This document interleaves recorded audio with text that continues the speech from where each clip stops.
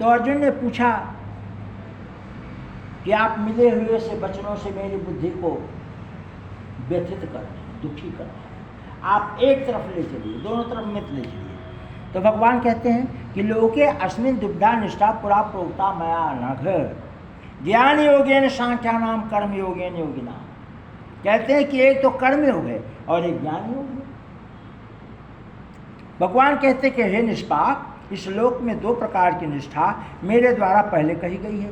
उनमें से सांख्य योगों की निष्ठा तो ज्ञान योग से है और योगियों की निष्ठा कर्म योग से होती है।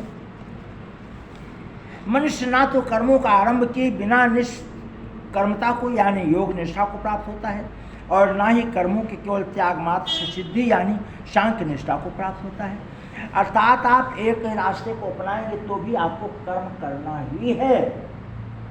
भाई वहाँ से चलकर यहाँ आए हैं तभी तो ये कथा चल रही है, तो आना भी तो कर्म हुआ। अब बैठ करके कथा को श्रवण कर रहे हैं, यह भी कर्म हुआ।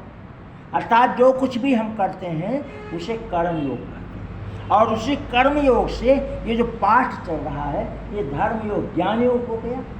और इसी पाठ को सुन करके हम जब शांति हो जाता है, मन प्रसन्न हो जाता है, तो ये योग दृष्टि में चला जाता है। ऐसा भगवान ना ही कश्चित क्षणमपि जातु तिष्ठत्य कर्म कृते ही। निसंदेह कोई भी मनुष्य किसी भी काल में क्षण मात्र भी बिना कर्म किए नहीं रह सकता, क्योंकि सारा मनुष्य समुदाय प्रकृतिजनिक गुणों के द्वारा परवश हुआ कर्म करने के लिए बाध्य है। जो मूढ़ बुद्धि मनुष्य समस्त इंद्रियों को हठ पूर्वक ऊपर से रोक करके मन से उन इंद्रियों के विषयों का चिंतन करता रहता है वह मिथ्याचारी अर्थात दंभी कहा जाता है। किंतु हे अर्जुन, जो पुरुष मन से इंद्रियों को वश में करके अनासक्त हुआ समस्त इंद्रियों के द्वारा कर्मयोग का आचरण करता है वही श्रेष्ठ है। नियतम कुरु कर्म त्वम कर्म ज्यायो हा कर्मणः शरीर यात्रा पिचाते ना प्रसिद्धि कर्मणः। तू शास्त्र विहित कर्तव्य कर्म कर, क्योंकि कर्म ना करने की अपेक्षा कर्म करना श्रेष्ठ है तथा कर्म ना करने से तेरा शरीर निर्वाह भी नहीं सिद्ध होगा। यज्ञार्थ कर्मणो अनंतर लोकोयम कर्म बंधनः तदर्थम कर्म कौन्तेय मुक्त संगम समाचरः। यज्ञ के निमित्त किए जाने वाले कर्मों से अतिरिक्त दूसरे कर्मों में लगा हुआ यह मनुष्य समुदाय कर्मों से बंधता है। इसलिए हे अर्जुन, तू आसक्ति से रहित होकर के उस यज्ञ के निमित्त ही भली भांति कर्म को कर। सहज्ञा प्रजा सृष्टा पुरुवाच प्रजापति अनेन प्रसन्न विधि में सह वो शिष्ट काम दुख। प्रजापति ब्रह्मा ने कल्प के आदि में यज्ञ सहित प्रजाओं को रच करके उनसे कहा कि तुम लोग यज्ञ के द्वारा बुद्धि को प्राप्त हो और यह यज्ञ तुम लोगों को इच्छित भोग प्रदान करने वाला हो। देवान भावयेतानेन ते देवा भावयन्तः परस्परम भावयन्तः श्रेया परम वाप्यस्ततः। तुम लोग इस यज्ञ के द्वारा देवताओं को उन्नत करो, वे देवता तुम लोगों को उन्नत करेंगे। इस प्रकार निस्वार्थ भाव से एक दूसरे को उन्नत करते हुए तुम लोग परम कल्याण को प्राप्त हो जाओ। अर्थात देवी देवताओं की पूजा अवश्य करनी चाहिए। जो लोग देवी देवताओं की पूजा नहीं करते हैं वो पूजा किससे होगी? ब्राह्मण के द्वारा ही होगी। उनका जीवन सुखी नहीं रहता, वो बहुत बार असफल होते हैं। इष्टा भोगानुदेवादासन्ते यज्ञ भाविता। यज्ञ के द्वारा बढ़ाए हुए देवता तुम लोगों को बिना मांगे इच्छित फल देंगे, निश्चय ही देते रहेंगे। इस प्रकार उन देवताओं के द्वारा दिए हुए भोगों को जो पुरुष उनको बिना दिए स्वयं भोगता है वो चोर कहलाता है। यज्ञ शिष्टा शासना संतो मुच्यंत शर्मिकल विषयी भुजंते ते धन पापाये पंच कल्याणात्। यज्ञ से बचे हुए अन्न को खाने वाले शेष पुरुष सब पापों से मुक्त हो जाते हैं और जो पापी लोग अपना शरीर पोषण करने के लिए अन्न पकाते हैं वे तो पाप को ही प्राप्त हो जाते हैं। संपूर्ण प्राणी अन्न से उत्पन्न होते हैं। अन्न की उत्पत्ति वृष्टि से होती है, वृष्टि यज्ञ से होती है और यज्ञ वेद कर्मों से उत्पन्न होता है। कर्म समुदाय को तो वेद से उत्पन्न और वेद को अविनाशी परमात्मा से उत्पन्न हुई जान। इससे सिद्ध होता है कि सर्वव्यापी परम अक्षर परमात्मा सदा ही यज्ञ में प्रतिष्ठित है। एवं प्रवृत्तम चक्रम नानुवर्ति यह अघायुन्द्या रामो मोघम पार्थ सा जीवती। हे पार्थ, जो पुरुष इस लोक में इस प्रकार परंपरा से प्रचलित सृष्टि चक्र के अनुकूल नहीं बरतता, अर्थात अपने कर्तव्य का पालन नहीं करता, वो इंद्रियों के द्वारा भोगों में रमण करने वाला पापाय पुरुष व्यर्थ ही जीवन जीता है। यस्वात्मतरो स्यादात्म प्रमाणवः आत्मन्यो च संतुष्टस्य कार्यं न विद्यते। परंतु जो मनुष्य आत्मा में रमण करने वाला है और आत्मा में ही तृप्त तथा आत्मा में ही संतुष्ट हो, उसके लिए कोई कर्तव्य नहीं है। नयो तस्य कृतेनार्थो ना कृतने कश्चनः ना चास्य सर्वभूतेषु कश्चित् आश्रयः। उस महापुरुष का इस विश्व में ना तो कर्म करने से कोई प्रयोजन रहता है और ना कर्मों के ना करने से कोई प्रयोजन रहता है। यथा संपूर्ण प्राणियों में भी इसका किंचन मात्र भी स्वार्थ का संबंध नहीं रहता है। तस्माद् सक्ता सत्यम कार्यम कर्म समाचरः असक्तो हात्म परमापुरुष पुरुषः। इसलिए तो निरंतर आसक्ति से रहित होकर के सदा कर्तव्य कर्म को भली भांति करता रह, क्योंकि आसक्ति से रहित होकर के कर्म करता हुआ मनुष्य परमात्मा को प्राप्त हो जाता है। कर्मण्यो हि संसितमायुष्टा जनकादयः लोक संग्रहमेवापि संपादन्ति। जनक आदि ज्ञानी जन भी आसक्ति रहित कर्म के द्वारा ही परम सिद्धि को प्राप्त हुए थे। इसलिए तथा लोक संग्रह को देखते हुए भी तू कर्म करने की योग्य है, अर्थात तुझे कर्म करना ही उचित है, अर्थात तुझे कर्म करना ही चाहिए। श्रेष्ठ पुरुष जो जो आचरण करता है, अन्य पुरुष भी वैसा ही आचरण करता है। वह जो कुछ प्रमाण कर देता है, समस्त मनुष्य समुदाय उसी के अनुसार बरतने लग जाता है। नामे पार्थाय स्थित कर्तव्यम त्रिश्लोकेश किंचनः नान्वात्मा तब्दम वर्तंयोज कर्मणि। हे अर्जुन, मुझे इन तीनों लोकों में ना तो कुछ कर्तव्य है और ना कोई प्राप्त करने योग्य वस्तु अप्राप्त है, तो भी मैं कर्म को बरतता हूँ। यदि हाहं न वर्तन्ते जातु कर्मणे इंद्रियः मम वर्तान वर्तन्ते मनुष्याः पार्थ सर्वशः।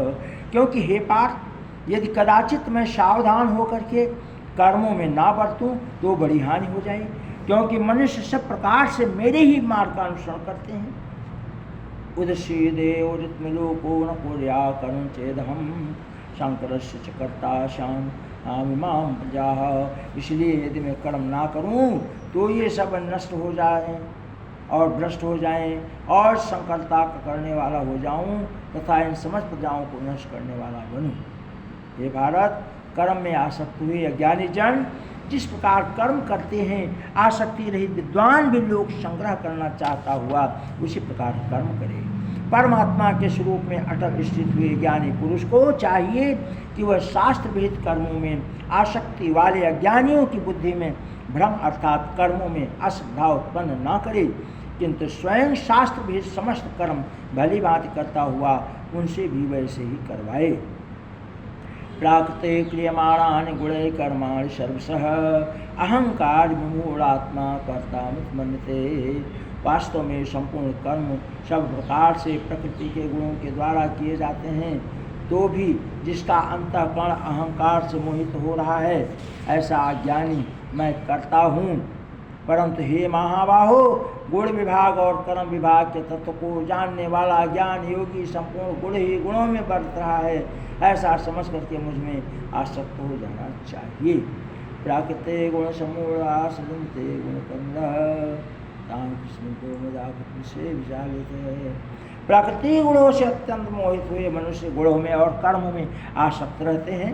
गुण पूर्णतया ना समझने वाले मंद बुद्धि अज्ञानियों को पूर्णतया तथा जानने वाला ज्ञानी विचलित ना करे। मैं सर्वाणि कर्माणि सन्निध्यात् चेतसः निराश्र निर्मोह भूत्वा योदस्व विगतज्वरः। मुझ अंतर्यामी परमात्मा में लगे हुए चित्त के द्वारा संपूर्ण कर्मों को मुझ में अर्पण करके आशा रहित, ममता रहित और संताप रहित होकर के युद्ध कर जो कोई मनुष्य दोष दृष्टि से रहित श्रद्धायुक्त होकर मेरे इस मद का सदा अनुसरण करता है वे भी संपूर्ण कर्मों से छूट जाता है। परंतु जो मनुष्य मुझ में दोषारोपण करते हुए मेरे इस मत के अनुसार नहीं चलते हैं उन मूर्खों को तू संपूर्ण ज्ञानियों में मोहित समझ, नष्ट समझ। सभी प्राणी प्रकृति को प्राप्त होते हैं अर्थात अपने स्वभाव के परवश वे कर्म करते हैं, अर्थात ज्ञानवान भी अपने प्रकृति के अनुसार चेष्टा करता है और फिर इसमें किसी का हट क्या है। इंद्रिय इंद्रियार्थे राग द्वेषो व्युष्टः तयोर्यान वशमा वस्तु कलबंधनः।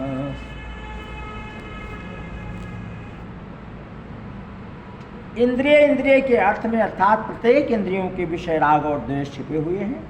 मनुष्य को उन दोनों के वश में होना चाहिए क्योंकि वे दोनों ही इसके कल्याण मार्ग में विघ्न करने वाले महान शत्रु हैं।